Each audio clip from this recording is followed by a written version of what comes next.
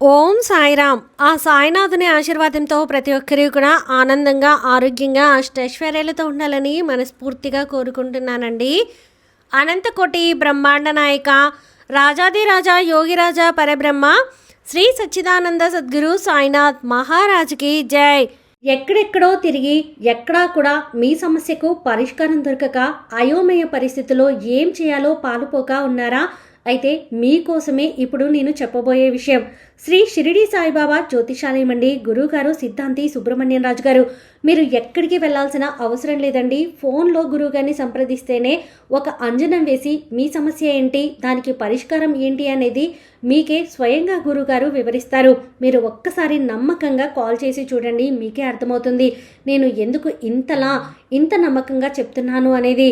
గురువు గారిని సంప్రదించాల్సినటువంటి phone number 9908224144.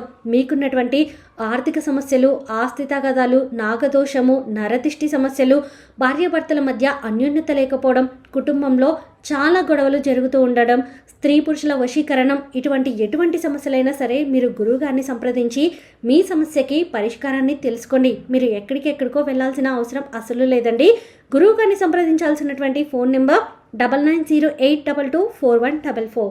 ఈరోజు బాబాగారు మన కోసం అందించినటువంటి సందేశం ఏంటి అంటే, తల్లి చూడగానే నన్ను తాకు, నీ కోరికలు తీరే మార్గం చెబుతాను అని చెప్పి బాబాగారైతే అంటున్నారండి. మరి బాబాగారు అందించిన సందేశం గురించి తెలుసుకోవాలి అంటే వీడియోని చివరి వరకు స్కిప్ చేయకుండా చూడండి. అలాగే మన ఛానల్ని ఫస్ట్ టైం చూస్తున్న వాళ్ళైతే సబ్స్క్రైబ్ చేసుకుని పక్కనే ఉన్న బెల్ ఐకాన్ని క్లిక్ చేయడం అస్సలు మర్చిపోద్దండి. ఓం సాయిరామ్, ఓం సాయినాథాయ నమః అని కామెంట్ చేయడం కూడా అస్సలు మర్చిపోకండి. ఇక బాబాగారు అందించిన సందేశం గురించి చూస్తే, తల్లి నువ్వు చూడగానే నన్ను తాకమ్మా, నీ కోరికలు తీరే మార్గాన్ని ఇప్పుడే చెబుతాను అని బాబాగారైతే అంటున్నారు. తల్లి ఇప్పుడు నేను చెప్పబోయే మార్గం ఏంటి అంటే, నువ్వు ఎన్నో రోజులుగా నన్ను అడుగుతున్నదే, ఈ కోరిక తీరదా బాబా, అసలు నేను అనుకున్నది జరగదా అని చెప్పి నువ్వు నన్ను ప్రశ్నిస్తున్నావు కదమ్మా. నిర్లక్ష్యం చేయకుండా వెంటనే ఇది విను తల్లి, నీకే అర్థమవుతుంది. నువ్వు ఎప్పుడూ కూడా ఒకే మనసుతో నన్ను చూడు, నేను కూడా నిన్ను అలానే చూస్తాను తల్లి. నీ గురువు అయినా నేను ఇంతకంటే ఇంకా ఏమీ కూడా నిన్ను కోరను తల్లి. నువ్వు నన్ను మనస్ఫూర్తిగా పూజిస్తే చాలు. నీ ముఖంలో ఆనందం తాండవం ఆడేలా నేను చేస్తాను. అందుకే ఈ గురువారం నీకోసం ఈ వార్తను తీసుకుని వచ్చాను. ఇది విన్నా కాసేపటికే నువ్వు సంతోషిస్తావు. అలా చేసే బాధ్యత నాది తల్లి. నీ తండ్రి ఎప్పుడూ కూడా నువ్వు కోరింది, ఆశపడిందే నేను నీ ముందు ఉంచుతాను. అర్థమవుతుంది కదా తల్లి. ఎన్నడూ కూడా ఎవ్వరితోనూ అస్సలు వాదించకు. 10 మాటలకు ఒక్క మాటతోనే సమాధానం ఇవ్వమ్మా. అనవసరంగా నువ్వు ఇతరులతో అస్సలు పోటీ పడకు.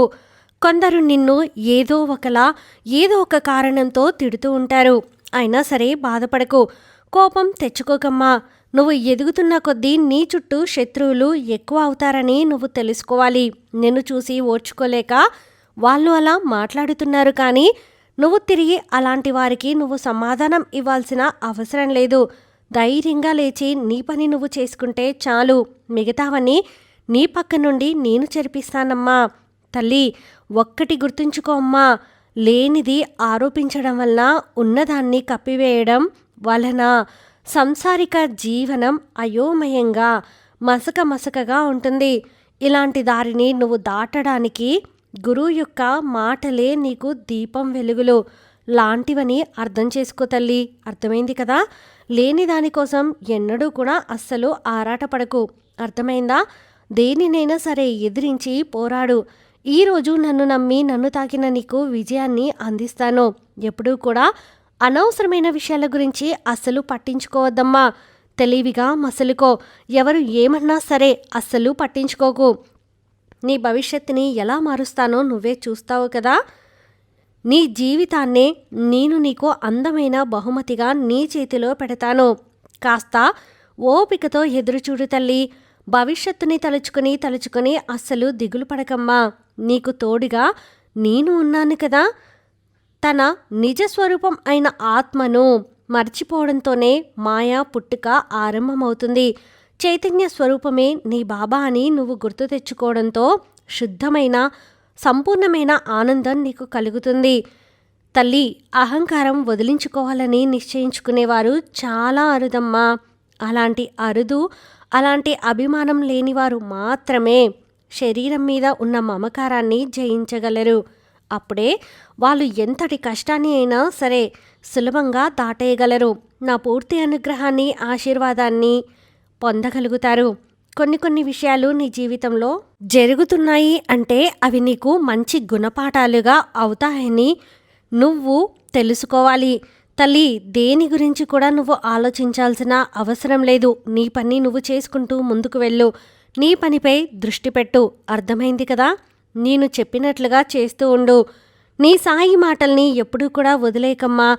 నీ దిగులు భయాన్ని అన్నిటినీ విడిచిపెట్టు తల్లి. ఎందుకంటే నువ్వు అలా ప్రతి క్షణం దిగులుతో బాధపడుతూ భయపడుతూ ఉంటే ఎవరో ఒకరు అవకాశం కోసం ఎదురు చూస్తూ ఉంటారు. ప్రతి క్షణం నిన్ను కిందికి తొక్కాలి అని ఆరాటపడుతూ ఉంటారు. అలాంటి వారికి నువ్వు అస్సలు అవకాశం ఇవ్వకూడదమ్మా. నువ్వు అలా భయపడుతూ బాధపడుతూ ఉంటే వాళ్ళకి అవకాశం ఇచ్చినట్లు అవుతుంది. నా తల్లి, ఎప్పుడూ కూడా ఒకరి ముందు తలదించకూడదు. ఒకరి ముందు ఎప్పుడూ కూడా మోకరిల్లి కూర్చోకూడదు. అర్థమైందా తల్లి? నేను ఎప్పుడూ నీతోనే ఉంటాను. నీకు మంచి జీవితాన్ని అందిస్తాను. ఇప్పుడు ఏదో జరిగింది అని చెప్పి ఎందుకు బాధపడతావు? నన్ను తాకిన నీకు ఇకపై అన్నీ శుభాలేనమ్మా. ఇవి ఎవరు ఎన్ని చేసినా సరే అస్సలు మారవు. నీ బాబా నీకు ఒక్కసారి ఇవ్వాలి అని నిర్ణయించుకున్నారు అంటే అది మార్చడం ఎవరి వల్ల కాదు తల్లి. అర్థమైంది కదా? నేను నిన్ను నా కంటికి రెప్పలా కాపాడుకుంటాను. నువ్వు అస్సలు దిగులు పడాల్సిన పని లేదు తల్లి.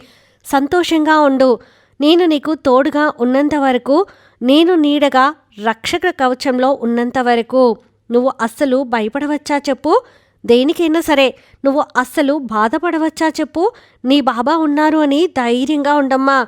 తర్వాత సవ్యంగా అన్నీ అలానే జరుగుతాయి. నేను ఎవరు అని తెలుసు. నాకు నిజమైన పూజ చేసి అన్ని విధాలా నాకు శరణు వేడిన వారు నాలో ఐక్యమైపోయారు. కాబట్టి అసలు ముందు నేనేంటో తెలుసుకో. నా లీలలు అవన్నీ ఏంటో తెలుసుకో తల్లి.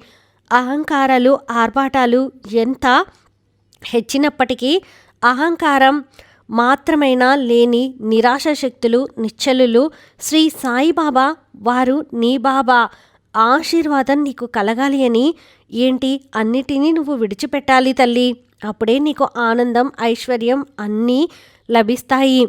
అర్థమైందా? నీకు ఒక జీవిత రహస్యం చెబుతాను తల్లి. అస్సలు మర్చిపోవద్దు. ఈ మాటని నువ్వు మనసులో ఉంచుకో. ఒకసారి అర్జునుడు శ్రీకృష్ణుణ్ణి ఇలా అడిగాడు, ఈ గోడపై ఓ సందేశాన్ని లిఖించు మిత్రమా. అది ఎలా ఉండాలి అంటే సంతోషంగా ఉన్నప్పుడు చదివితే దుఃఖం రావాలి, దుఃఖంగా ఉన్నప్పుడు చదివితే సంతోషం కలగాలి అని చెప్పి అర్జునుడు అడిగాడు. అప్పుడు శ్రీకృష్ణుడు ఇలా రాశాడు ఆ గోడ మీద, ఈ సమయం వెళ్ళిపోతుంది అని. అర్థమైంది కదా తల్లి? ఇప్పుడు నీకు బాధ కలగవచ్చు, ఖచ్చితంగా రేపు నీకు ఆనందం వస్తుంది. ఇప్పుడు నువ్వు ఆనందపడవచ్చు. ఖచ్చితంగా ఏదో ఒక రోజు నిన్ను బాధించే విషయం నిన్ను వెతుక్కుంటూ వస్తుంది. ఇక నీ బాబా చెప్పాలి అనుకుంది ఏంటి అంటే, బాధ వస్తే కృంగిపోవద్దు, ఆనందం వస్తే పొంగిపోవద్దు. ఏది వచ్చినా సరే నువ్వు నీలానే ఉండు. ఏది వచ్చినా సరే తట్టుకునే శక్తి, ధైర్యం రెండూ నీకు ఉండాలి. అర్థమైంది కదా? నీ మనసుని కట్టుబాటులో ఉంచుకో.